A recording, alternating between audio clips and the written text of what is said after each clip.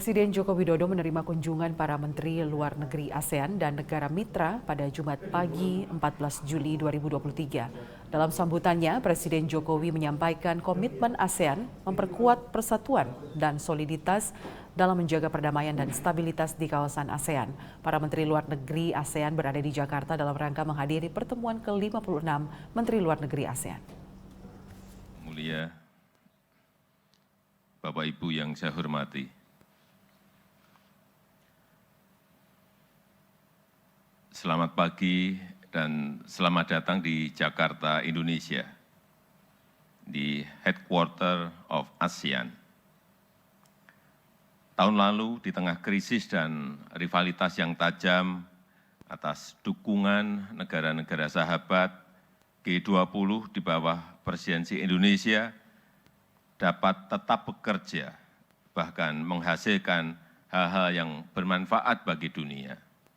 Tahun ini, Indonesia memegang keketuaan ASEAN. Ini akan kami manfaatkan untuk meningkatkan kontribusi ASEAN bagi kejayaan Indo-Pasifik dan dunia. Terima kasih atas dukungan yang diberikan kepada Indonesia. Yang mulia, saya percaya kehadiran Anda di ASEAN Foreign Ministers Meeting dan di Post Ministerial Conference adalah untuk mencari penyelesaian terhadap masalah-masalah kawasan, terhadap masalah-masalah dunia, bukan justru sebaliknya, apalagi sampai memperuncing masalah. Kami di ASEAN berkomitmen untuk terus memperkuat persatuan dan soliditas, serta memperkokoh sentralitas ASEAN dalam menjaga perdamaian dan stabilitas di kawasan. ASEAN tidak boleh menjadi ajang persaingan, tidak boleh menjadi proksi negara manapun, dan hukum internasional harus dihormati secara konsisten. Untuk itu, kerjasama dan dukungan nyata dari para mitra dan tamu ASEAN sangat kami harapkan. Yang mulia, ASEAN memiliki potensi besar untuk menjadi epicentrum of growth, baik berupa usia produktif yang melimpah, serta kekayaan alam yang juga berlimpah. Kami, negara-negara ASEAN, negara yang sedang berkembang, butuh pengertian, butuh kearifan, dan juga butuh dukungan, baik dari negara-negara maju dan negara-negara sahabat, untuk meninggalkan pendekatan zero sum dan mengambil pendekatan saling menguntungkan. Ada sebuah pepatah di Indonesia, yaitu menang tanpa ngasorake, yang artinya kita dapat menjadi pemenang tanpa merendahkan yang lain, tanpa mengalahkan yang lain. Untuk itu, saya mengajak kita semuanya, marilah kita menjadi pemenang yang terhormat, menang tanpa ngasorake. Terima kasih, selamat pagi. Menteri Luar Negeri Amerika Serikat Antony Blinken berada di Jakarta untuk menghadiri ASEAN Regional Forum. Forum ini melibatkan negara-negara mitra ASEAN termasuk Amerika Serikat, Tiongkok, dan Rusia. Amerika Serikat menyatakan dukungan sentralitas ASEAN dan pandangan ASEAN tentang Indo-Pasifik. Berikut laporan tim VOA. Sentralitas ASEAN dan pandangan ASEAN tentang Indo-Pasifik kembali diangkat dalam pertemuan Menteri Luar Negeri ASEAN dengan Menteri Luar Negeri Tiongkok, Jepang, dan Korea Selatan atau ASEAN Plus 3 jelang ASEAN Regional Forum di Jakarta. We must sustain peace and security by respecting international law and pursuing the spirit of multilateralism. FPT should support the way ASEAN builds an inclusive regional architecture and implements ASEAN outlook on the Indo-Pacific through concrete action. Menteri Luar Negeri Amerika Serikat Antony Blinken yang juga berada di Jakarta untuk ASEAN Regional Forum sebelumnya telah menyatakan komitmen Amerika Serikat terhadap sentralitas ASEAN dan pandangan ASEAN tentang Indo-Pasifik. Saat menerima Menteri Luar Negeri Retno Marsudi di Washington DC tahun lalu, Antony Blinken menekankan kesamaan visi Amerika Serikat dan ASEAN soal kawasan Indo-Pasifik, yaitu mempertahankan keterbukaan, inklusivitas, kepastian hukum, dan menghormati hukum internasional. Menurut Amerika Serikat, nilai-nilai tersebut sering berbenturan dengan pendekatan Tiongkok yang cenderung memaksakan diri dalam berbagai sengketa teritorialnya, termasuk dengan negara-negara ASEAN. Sentralitas ASEAN ini menurut analis tengah diuji dari dalam. For instance, Thailand's efforts to engage the Myanmar junta outside the ASEAN process, that's disrupting the unity of the organization. I think Indonesia is probably not quite very happy to see that, right? And unfortunately, I think it's exposing a lot of weakness within ASEAN as a regional organization. And going forward, if it cannot adapt to new situations or issues internally, unfortunately, I don't think it will be able to maintain its credibility. Sementara dalam menyikapi beragam isu internasional seperti perang Ukraina, negara-negara ASEAN juga sering tak satu suara. All of the Southeast Asian states, really only Singapore, took significant steps to issue some sanctions on Russia, right?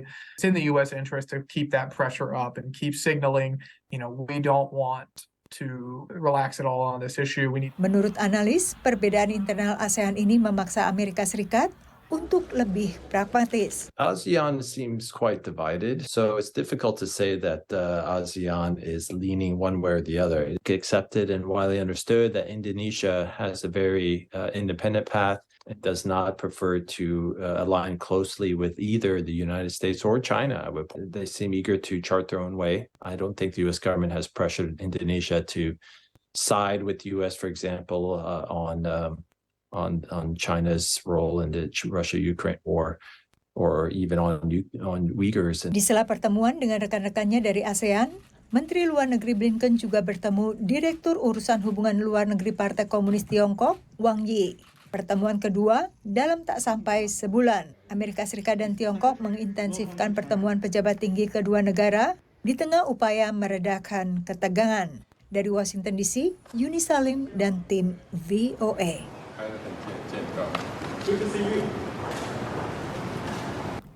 Kapolri Jenderal Polisi Listio Sigit Prabowo hari ini memimpin serah terima jabatan dan kenaikan pangkat 539 perwira tinggi Polri, termasuk 4 personel di Mabes Polri, 3 personel di tingkat Kapolda, dan 6 personel Polri di tingkat Wakapolda.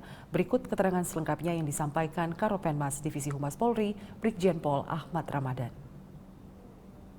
Pada hari ini, Jumat 14 Juli 2023, dilaksanakan upacara pelantikan Kabareskrim Polri dan serah terima jabatan pejabat utama Mabes Polri, para Kapolda, serta kenaikan pangkat ke dan dalam golongan Pati Polri.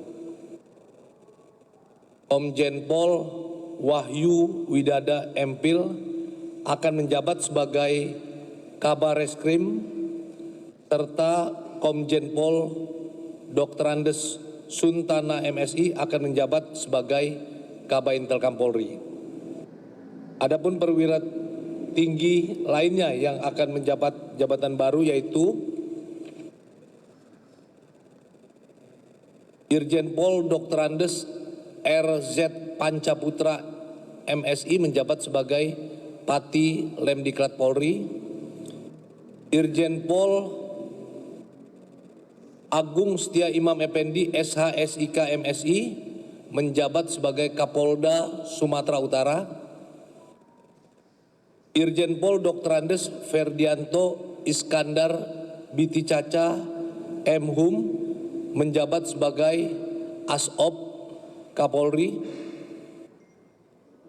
Irjen Pol Dr. Andes R. Adang Ginanjar MM menjabat sebagai Kapolda Sulawesi Barat.